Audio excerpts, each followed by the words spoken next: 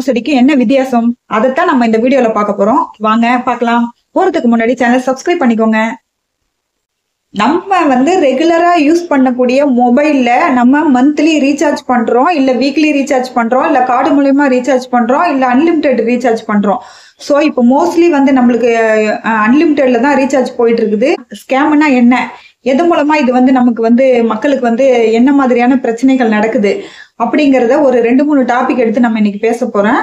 அதுல ஃபர்ஸ்ட் டாபிக்கா என்னன்னு பாத்தீங்கன்னாக்கா இன்டர்நெட் ஸ்கேம்ங்கிறது என்ன அப்படின்னு பாத்தீங்கன்னாக்கா, ஸ்கேம் நிறைய வெரைட்டி வாய்ஸா இருக்குது, ஏகப்பட்ட ஸ்கேம் இருக்குது.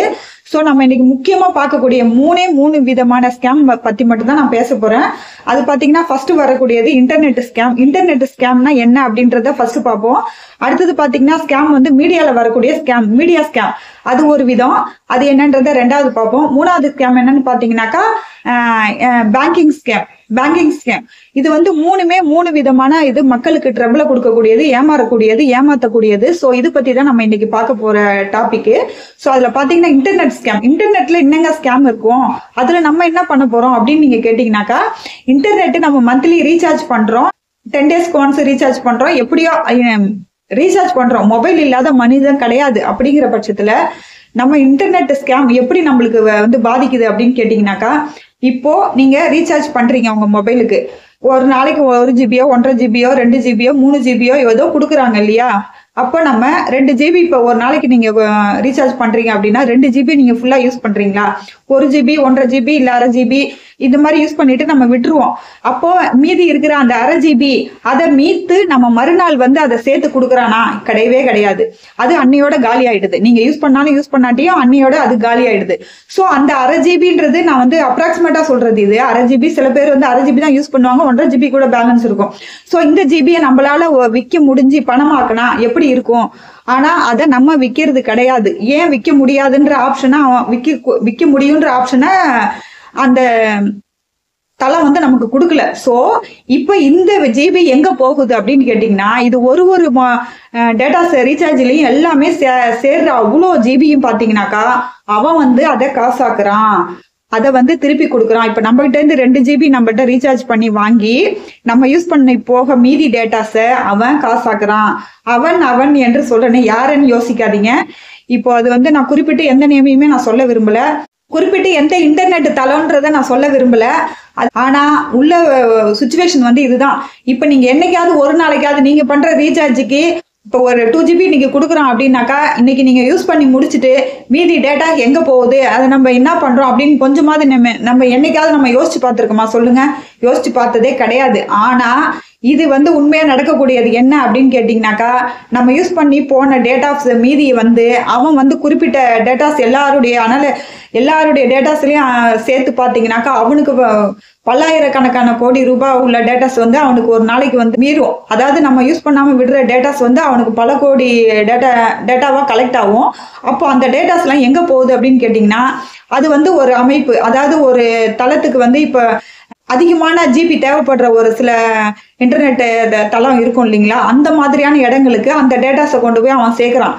சோ இந்த மாதிரி தான் இது ஸ்கேம். இது ஒரு விதமான ஸ்கேம். இந்த ஸ்கேம் இன்டர்நெட் ஸ்கேம்னு நம்ம சொல்றோம். ஓகேங்களா, இதை கொஞ்சம் யோசிச்சு பார்த்து, இதை நம்மளால எதுவும் பண்ண முடியாது, இருந்தாலும் இது ஒரு விதமான இன்டர்நெட் ஸ்கேம். ஓகேங்களா.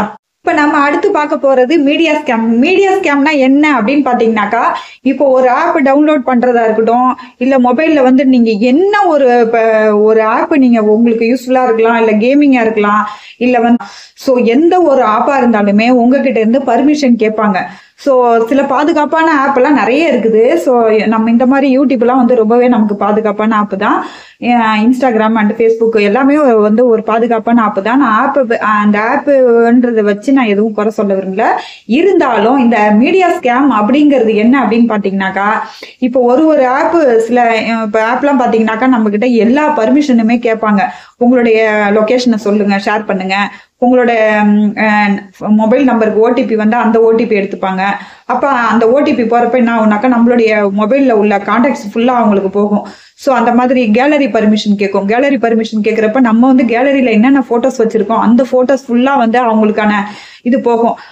அடுத்தது பார்த்தீங்கன்னா நம்மளுடைய கான்டாக்ட்ஸ், நம்ம கான்டாக்ட்ஸ் எடுக்கிறதுக்கு மொபைல் நம்பர் கேட்டுக்கிறாங்க ஓடிபியோட. ஸோ கேலரி கேட்குறாங்க. ரெண்டாவது கேலரியோட பர்மிஷன் கேட்டுக்கிட்டாக்கா கேலரியில் உள்ள ஃபோட்டோஸ் நம்ம என்ன இது கேமரா மூலமாக நம்ம என்னென்னலாம் அப்சர்வ் பண்ணுறோமோ அத்தனையுமே நம்ம கேலரியில் தான் நம்ம சேவ் பண்ணி வைப்போம். ஸோ அதனுடைய பர்மிஷன் கேட்டுக்கிறாங்க. நம்ம லொக்கேஷனோட பர்மிஷன் கேட்குறாங்க. நம்ம என்ன பண்ணுறோம், எங்கே இருக்கிறோம் அப்படின்றது எல்லாமே வந்துட்டு அந்த லொக்கேஷன் மூலமாக அவங்க ஸ்கேன் பண்ணிடுவாங்க. ஸோ இது மூணுமே ரொம்ப முக்கியமானது நம்மளுடைய அன்றாட வாழ்க்கையில். ஸோ இது மூணுமே அவங்க பர்மிஷன் கேட்டு நம்ம வாங்கிக்கிறாங்க. ஆனால் உங்கள் வீட்டு கீயை வந்து எங்ககிட்ட கொடுத்துருங்க, ஆனால் உங்கள் வீட்டை திறந்து நாங்கள் எதுவுமே எடுக்க மாட்டோம் அப்படின்ற ஒரு அவங்களோட வீட்டுக்கே அவங்க வச்சுப்பாங்களாம். ஆனா நம்ம வீட்டுக்குள்ளார வந்து எதுவுமே எடுக்க மாட்டாங்களாம். இது எந்த ஊர் நியாயங்க இது? சோ இது வந்து ஒரு மீடியா ஸ்கேம்னு சொல்லக்கூடியது. இன்னொரு விதமான ஸ்கேம் நடக்குது. அப்படி என்ன அப்படின்னு கேட்டீங்கன்னா, பேங்கிங்னா என்னது? பணம், நம்ம பணம் பரிவர்த்தனை பண்ற ஒரு விஷயம். கஷ்டப்படுற மக்களை குறி வச்சு வரக்கூடிய ஒரு ஆப் எதுன்னு கேட்டீங்கன்னாக்கா, இந்த லோன் கொடுக்குறேன் அப்படின்னு சொல்லிட்டு வரக்கூடிய இந்த லோன் ஆப். ஸோ இதை பார்த்தீங்கன்னாக்கா ஏகப்பட்ட ஆப் வந்துருக்குது. அதில் நான் குறிப்பிட்டு எந்தெந்த ஆப்லாம் நான் சொல்ல விரும்பல. ஸோ அது மூலமா நம்மளுடைய டேட்டாஸை கலெக்ட் பண்ணிக்கிட்டு ஆதார் கார்டு பின்னு வரைக்கும் நோட் பண்ணிக்கிறாங்க. எல்லாமே நோட் பண்ணி நம்மளுடைய டேட்டாஸ் எல்லாத்தையுமே வாங்கிக்கிட்டு ஆனால் லோன் கொடுக்க மாட்டாங்க. பட் ஏதோ ஒரு ரீசன்ல நம்மளுடைய டேட்டாஸை கலெக்ட் பண்ணிக்கிட்டு அவங்கள எப்படி மோசடி பண்ணலாம் அப்படின்னு சொல்லிட்டு யார் மூலமா எப்படி அணுகுறாங்க இதெல்லாம் தெரியாது. ஆனா லோன் தரேன்னு சொல்லிட்டு டேட்டாஸை வாங்கிக்கிட்டு எந்த ஒரு ரெஸ்பான்ஸுமே பண்ணாத சில ஆப் இருக்காங்க. அது மட்டும் இல்லாம லோன் தரேன் அப்படின்னு சொல்லிட்டு அவங்களுடைய பேங்கிங் டீட்டெயில்ஸை தெரிஞ்சுக்கிட்டு பணம் இல்லாதப்ப அவங்களுடைய டீட்டெயில்ஸை கேட்டு வாங்கிக்கிறாங்க ஒன்றும் தெரியாத மக்கள்கிட்ட இருந்து. ஸோ அவங்க அக்கௌண்ட்ல சில நேரங்கள்ல டிரான்சாக்ஷன் வரக்குள்ள அவங்க எது மூலமா எப்படியெல்லாம் மூவ் பண்ணி அவங்கள கான்டாக்ட் பண்றாங்கன்னு தெரிய மாட்டேங்குது. ஆனா ஓடிபி கேட்டு போட்டு அந்த பணத்தை அந்த ஆப் மூலமா அவங்க ஆன்லைன்ல எடுத்துடுறாங்க. ஸோ இந்த மாதிரி நிறைய மக்கள் ஏமாந்துருக்குறாங்க. இது எங்க ஊர்லயே நிறைய நடந்திருக்குது. நான் கண்கூடா நேரடியாவே அந்த மாதிரியான பீப்புள்ஸ் கிட்ட நான் பேசியே இருக்கிறேன். எனக்கு தெரிஞ்சவங்களே என்கிட்ட சொல்லியிருக்காங்க, இந்த மாதிரி பணம் போயிடுச்சுமா அப்படின்னு சொல்லிட்டு. இது கொஞ்சமான அமௌண்டா கூட இருக்கலாம், ஏன் ஒரு 2000 3000 அந்த மாதிரி கூட ஸ்கேம் பண்ணி கொள்ளடிக்கிறாங்க. பார்த்தீங்கன்னாக்கா பழைய பொருள் இப்போ காஸ்ட்லியான சில பொருள் எல்லாம் பாத்தீங்கன்னாக்கா ரொம்பவே சீப் ரேட்ல போட்டு சேல் பண்ணுவாங்க மீடியால. ஸோ அதெல்லாம் பாத்தீங்கன்னாக்கா ரொம்பவே நம்மளால நம்பவே முடியாத அளவுல இருக்கும். இப்போ பாத்தீங்கன்னாக்கா ஒரு பொருள் விற்கக்கூடிய ஒரு ஆப்பு, அந்த ஆப்ல நான் பார்த்தேன் ஒரு உடன் கட்டில் பாத்தீங்கன்னாக்கா 40,000 30,000 மதிக்கத்தக்க அந்த கட்டில் பாத்தீங்கன்னாக்கா வெறும் 1000 rupees அப்படின்னு போட்டிருந்தது. ஸோ அது மாதிரி ஷோபா ஷெட்டு டிவி இது எல்லாமே சேர்த்து வீட்டுக்கு தேவையான அத்தனை பொருள்களுமே உங்களுக்கு சேர்த்து மொத்தமே 15,000க்கு எல்லா பொருளுமே உங்களுக்கு கிடைக்கும் அப்படின்னு சொல்லி போட்டு ஆப்ல தான் நான் அந்த மாதிரி ஒரு விளம்பரத்தை நான் பார்த்துட்டு நானே கூட ஜஸ்ட் அது கால் பண்ணி கேட்டிருக்கேன், என்னங்க இவ்வளோ கம்மியா இருக்குது, இவ்வளோ பொருளை கொடுக்குறேன்னு சொல்றீங்களே அப்படின்னு சொல்லி கேட்டிருக்கேன். ஆமா அப்படின்னு சொன்னாங்க. வீடு காலி பண்ணிட்டு அவங்க பிரான்ஸ் போயிட்டாங்க. ஸோ அந்த பொருள் எல்லாம் நாங்க சேல் பண்றோம் அப்படின்னு சொன்னாங்க. ஆனா பாண்டிச்சேரியில இந்த மாதிரி சில வீடுகள்ல உண்மையாவே அது நடக்குது. அதனால நான் அந்த மாதிரி இருக்குமோ அப்படின்னு நினைச்சுக்கிட்டு, என்னங்க அதுக்குன்னு இவ்வளோ கம்மியா இருக்குது. சரி, நிறைய பேர் அக்கம் பக்கத்துல உள்ள வீடு சில பேர் ரொம்ப ஏழ்மையானவங்களா இருக்காங்க. ஸோ அவங்க அவங்களுக்கு யூஸ் ஆகுமேன்னு சொல்லிட்டு அந்த தகவலை அவங்கள்ட்ட கொடுக்கலான்னு சொல்லிட்டு நான் என்ன பண்ணேன், அவங்கள்ட்ட இதை காமிச்சேன். அவங்க என்ன சொன்னாங்க, நான் அந்த பொருள் எல்லாம் வாங்கிக்கிறேம்மா, நீ சத்த பேசி வாங்கி கொடு அப்படின்னு சொல்லிட்டு சொன்னாங்க. ஸோ நான் என்ன பண்ணேன், அவங்களுக்காக சரி நம்ம கேட்டு அவங்களுக்கு வாங்கி கொடுப்போம் அப்படின்னு சொல்லிட்டு அவர்கிட்ட நம்ம பேசி பொருள் எல்லாம் கொண்டு கொடுங்க, நாங்க பைசா கையில கொடுத்துட்றோம் அப்படின்னு சொல்லிட்டு அவர்கிட்ட பேசினேன் நான் போன்ல. அவர் என்ன சொன்னாருனாக்கா, நீங்க ஃபர்ஸ்ட் ஜிபே பண்ணி விட்டுருங்க என்னுடைய மொபைல் நம்பருக்கு, நான் அதுக்கப்புறம் அந்த பொருள் எல்லாம் உங்க வீட்டுக்கு நான் அனுப்புறேன் அப்படின்னு சொல்லி சொன்னாரு. இது என்னது, நான் ஜிபே பண்ணிட்டு அதுக்கப்புறம் எப்படி பொருளை கொண்டு கொடுப்பீங்க, நீங்க ஃபர்ஸ்ட் பொருளை கொண்டு கொடுத்துட்டு காசு வாங்கிட்டு போயிடுங்க, அவங்கள்ட்ட ஜிபே இல்லையா அப்படின்ற மாதிரி நான் சொல்லி சொன்னேன். உடனே அவர் என்ன சொன்னாரு, இல்லம்மா நான் பொருளை நீங்க அமௌண்ட்டை ஃபர்ஸ்ட் கட்டணும், கட்டின பிறகுதான் நாங்க நாங்களே வண்டி வச்சு ஃப்ரீ டெலிவரியில கொடுத்துருவோம் அப்படின்னு சொல்லிட்டு சொன்னாங்க. ஏன் வண்டி வச்சு ஃப்ரீ டெலிவரி கொடுக்குற அளவுக்கு அந்த அளவுக்கு செய்யறாங்கன்னாக்கா ரொம்பவே பெஸ்டான விஷயம் தான். ஆனா நீங்க இது கொடுத்துட்டு காசு வாங்கிக்கோங்க அப்படின்னு அந்த இடத்துல தான் எனக்கு கொஞ்சமா டவுட் இருந்தது. என்னது இது, காசை வாங்கிட்டு நாளைக்கு கொண்டு கொடுக்கலன்னா என்ன பண்றது அப்படின்னு சொல்லிட்டு நான் ரொம்பவே யோசிச்சேன். நீங்க கொடுக்காதீங்க, ஆனா காசு கொடுத்துடலாமா அப்படின்னு சொல்லிட்டு அந்த பக்கத்து வீட்டுக்காரங்க சொன்னாங்க. உடனே நான் சொன்னேன், காசெல்லாம் கொடுக்காதீங்க, அவங்க பொருளை கொடுத்தாக்கா நம்ம வாங்கலாம், இல்லைன்னா காசெல்லாம் நம்ம யாருன்னு இப்ப கொடுத்துட்டு அவங்க பொருளை கொண்டு கொடுக்கலன்னா நீங்க என்ன பண்ணுவீங்க, அந்த போன் நம்பருக்கு நம்ம பண்ணா என்ன, சப்போஸ் அவங்க அந்த போனை சுவிச் ஆஃப் பண்ணி வச்சுட்டாலும் நம்ம எப்படி அவங்களை கான்டாக்ட் பண்றது அப்படின்னு சொல்லிட்டு நான் அது மாதிரிலாம் வேணாம் அப்படின்னு சொல்லிட்டு நான் வெயிட் பண்ணிட்டு இருந்தேன்.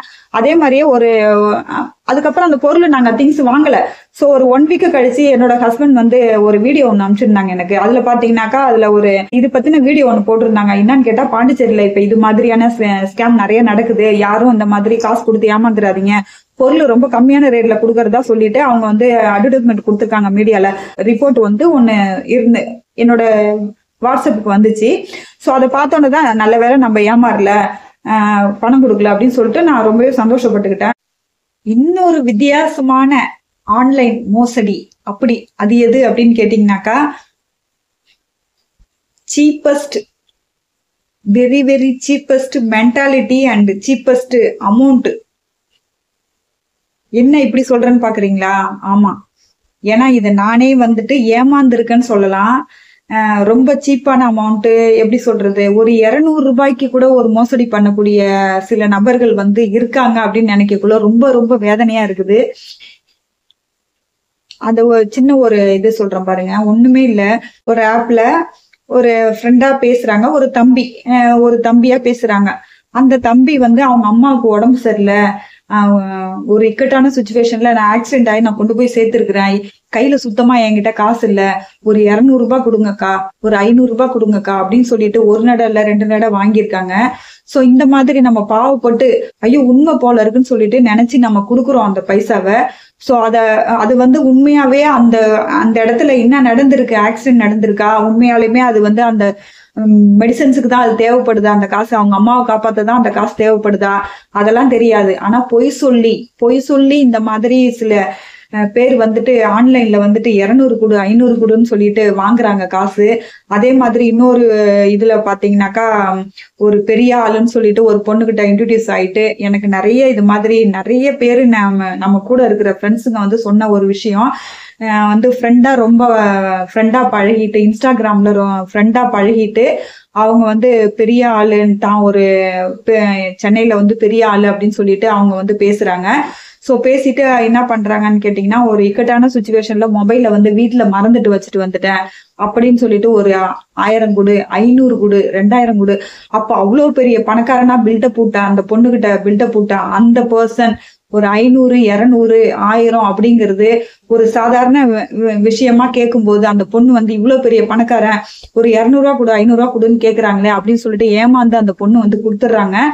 சோ அந்த மாதிரில ஏமாறக்கூடிய பெண்கள் நிறைய இருக்கிறாங்க. ஏன்னா நான் வந்து என்னுடைய ஃப்ரெண்ட்ஸுங்க சர்க்கிள்ல என்கிட்ட சொல்லியிருக்காங்க, இந்த அளவுக்கெல்லாம் ஒரு மோசமான ஒரு கட்டத்துல வந்து மக்களும் இருக்கிறாங்க.